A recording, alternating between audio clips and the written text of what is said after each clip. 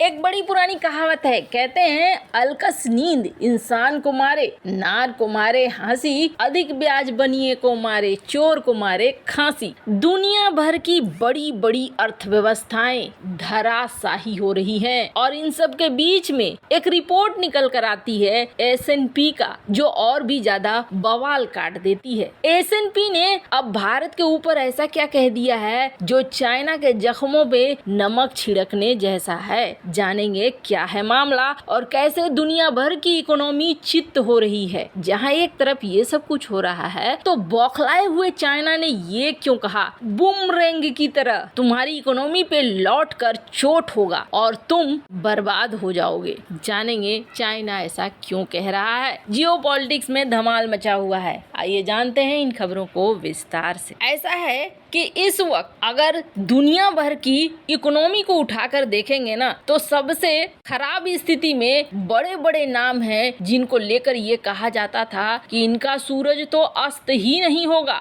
Screen पर आप एक आर्टिकल देख रहे हैं यूके के ऊपर उनकी जीडीपी का कितना कर्जा है, 100%। अब इसका मतलब क्या है, साधारण भाषा में समझिए कि आप जितना कमाते हैं उसका कितना प्रतिशत आपने कर्जा लेकर रखा हुआ है। अगर आप जितना कमाते हैं उससे कम कर्जा लेकर रखे हुए हैं तो आप उसको चुका सकते हैं। अगर आप जितना कमाते हैं उससे कई गुना ज्यादा कर्जा लेकर बैठे हैं तो फिर चुकाना बड़ा मुश्किल है। तो यूके ने जितना कमाता है, यूके जितनी उसकी जीडीपी है उससे 100% ज्यादा कर्जा ले रखा है। अब आते हैं चाचा बाइडेन के पास। बाइडेन, अमेरिका की इकोनॉमी इस वक्त अजब है। 4 देश को मिला लीजिएगा जिनका कर्जा चारों देशों ने जो लिया है, उनके कर्जों को जोड़ दीजिएगा तो भी अमेरिका का कर्जा ज्यादा है। चाइना जिसका इस वक्त कर्ज है, जिसने कर्ज लिया है 14 ट्रिलियन, जापान जिसने कर्ज लिया है 10.2 ट्रिलियन, फ्रांस जिसने 3.1 ट्रिलियन, इटली 2.9 ट्रिलियन, चारों को जोड़ दीजिए फिर भी अमेरिका का कर्जा उससे ज्यादा है। इसीलिए गुस्साए हुए फिच ने ये कहा कि रेटिंग तुम्हारी खराब हो गई है, दुनिया में कहाँ देखने फिर रहे हो, सबसे पहले अपने घर में देखो, तुम्हारी फिच ने रेटिंग गिरा दी है। इस पर बौखलाए जो अमेरिका की वित्त मंत्री है उसने कहा तुम्हें कुछ नहीं आता है, तुम पुराना डेटा लेकर बैठे हुए हो, जाकर नया डेटा देखो और रेटिंग ठीक करो। और लगता है तुम भूल गए कि अमेरिका की रेटिंग करनी है। अमेरिका की रेटिंग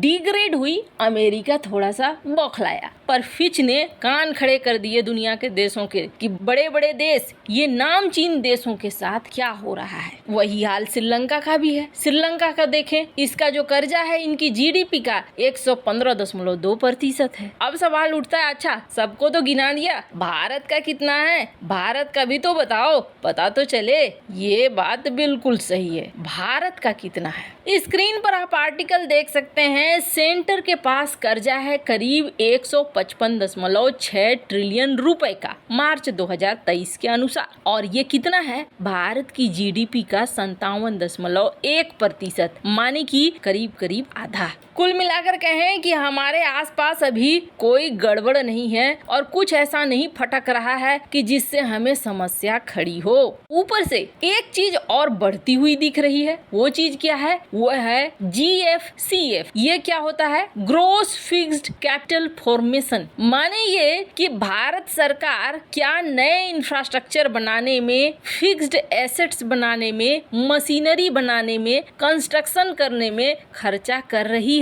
तो बिल्कुल हाँ, यहाँ पर भारत का खर्चा बढ़ रहा है और लगातार भारत इस क्षेत्र में पैसे लगा भी रहा है। और इन सब के बाद भी हमारा फॉरेन रिजर्व करीब $600 बिलियन से ऊपर है। हाल में तो 609 हो गया था, पर फिर कुछ घटा और ये 600 बिलियन के आसपास पहुंच गया है। कुल मिलाकर ये कहें तो दुनिया भर की इकोनॉमी में भारत इस वक्त छाया हुआ है, ये रिकॉर्ड तो बता ही रहे हैं। जहाँ एक तरफ ये सब कुछ हो रहा है तो वहीं दूसरी तरफ चाइना को भारत के ऊपर बहुत गुस्सा आ रहा है। नाराज चाइना ने ये कार्टून पेश किया है जो आप देख सकते हैं, जिसमें एक हाथी है और ये हाथी क्या कर रहा है, ये हाथी हाथ में ये एक बड़ा सा बल्ला जैसा कुछ लिए हुए है, जिससे इसने भारत की ही इकोनॉमी को तबाह कर दिया। दरअसल अक्सर ये भारत को एक हाथी की तरह दिखलाते हैं और इसका पहनावा आप देखेंगे तो ये कुछ कुछ मिलता हुआ है, पहनाने की कोशिश इसे की है भारतीय नेता की तरह। अब चाइना ये क्यों कह रहा है? आपको याद होगा हाल ही में BYD एक प्रस्ताव लेकर आया था, जब टेस्ला भारत के अंदर इलेक्ट्रिक कारें लाने के लिए निवेश करने की बात कह रही थी, तो ये भी एक प्रस्ताव लेकर आया था और BYD ने कहा था हम $1 बिलियन लगाएंगे। अब चाइना का ये जो गोबर टाइम्स है ये आरोप लगा रहा है कि BYD के उस इन्वेस्टमेंट को तो भारत ने कह दिया ना जी ना, हमें नहीं चाहिए। उल्टा भारत ने इंडियन टैक्स इन्वेस्टिगेशन को बिठा दिया है इस कंपनी के ऊपर, ये कहना है गोबर टाइम्स का। गोबर टाइम्स ने आगे कहा कि चाइनीज कंपनी BYD से अब भारत सरकार ये कह रही है कि आपने बहुत कम टैक्स दिया हुआ है और आपको टैक्स देना है, हमें पहले पूरा जांच करने दो तुम्हारे ऊपर कितना अनपेड टैक्स ड्यू है, यानी कि कितना टैक्स बचा हुआ है। गोबर टाइम्स ने आगे कहा है कि चाइनीज गवर्नमेंट हमेशा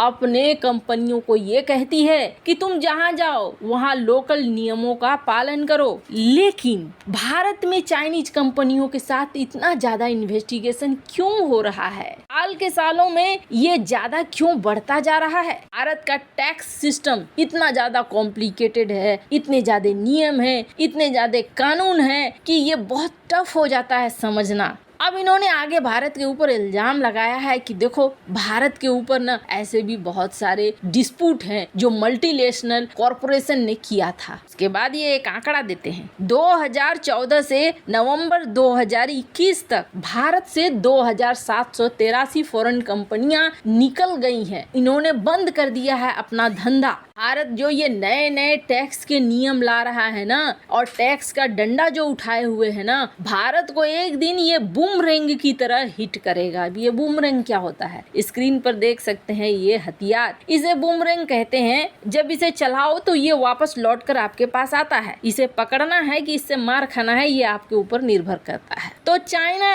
ये कह रहा है कि भारत का जो नियम और कानून है ये बूमरैंग की तरह भारत को हिट करेगा, लेकिन ऐसा नजर आ रहा है जैसे कि भारत को कम ये चाइना को हिट ज्यादा कर रहा है। दुनिया भर की कंपनियां चाइना +1 में भारत को चुन रही हैं। दूसरी बड़ी बात, S&P ने तो और बड़ा झटका दे दिया है। स्क्रीन पर आप देख सकते हैं S&P का कहना है कि सुनो 2030 तक भारत $6.7 ट्रिलियन वाला इकोनॉमी बनने जा रहा है। भारत बिल्कुल राइट ट्रैक पर चल रहा है, एकदम सही रास्ते पर चल रहा है। जिस तरीके के भारत इकोनॉमी को चला रहा है, भारत की ग्रोथ रेट अच्छी बनी रहेगी। चाइना चाहे कुछ भी कहे, दुनिया इस वक्त यही कह रही है, बड़ी बड़ी रेटिंग एजेंसियां यही कह रही हैं कि भारत सही रास्ते पर चल रहा है। वैसे इन सब मामले में आपकी क्या राय है? कमेंट कर जरूर बताएं। जल्द मिलते हैं अगले वीडियो में नई खबर के साथ।